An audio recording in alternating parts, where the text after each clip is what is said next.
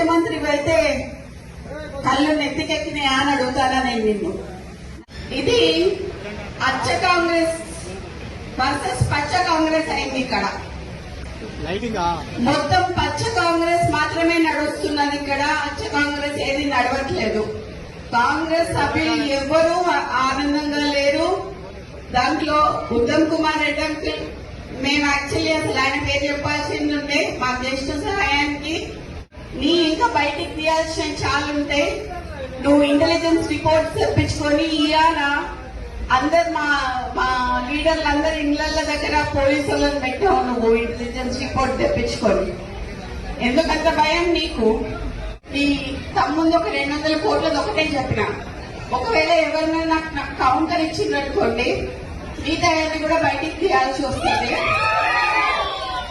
ఈ రోజు మంత్రులకి ఇప్పుడు మా దగ్గరికే చాలా మంది బీసీ ఎమ్మెల్యేలు వచ్చినారు, మీరు అపాయింట్మెంట్ ఇవ్వట్లేదని చెప్పి.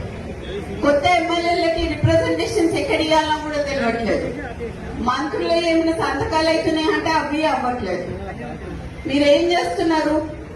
సరే, ఇప్పుడు వేం నరేందర్ రెడ్డికి సలహాదారుడిగా మీరు ఇచ్చారు కదా, నేను అడగదలుచుకున్నది ఒకటే ఏంటంటే, మరి 3 ఏళ్లలో వేం నరేందర్ రెడ్డి ఏం సలహా ఇచ్చిండు నీకు?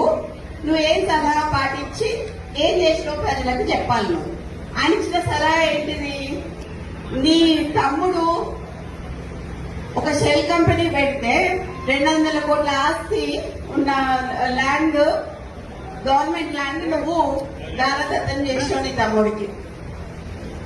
ఇట్లా నీ తమ్ముళ్ళు నువ్వు రాష్ట్రం మీద పడి తింటాం తప్పితే ఇంకేం చేయలేదు.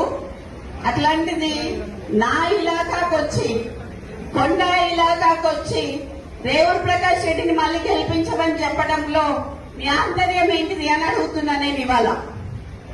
ఎందుకు మాతో పెట్టుకుంటున్నావు? ఎందుకు మమ్మల్ని ఇట్లా చేస్తున్నావు? మేము కాపతనోళ్ళమమ్మా, మాకు వ్యవసాయం వచ్చి కానీ ఊడిగం చేయటం రాదు.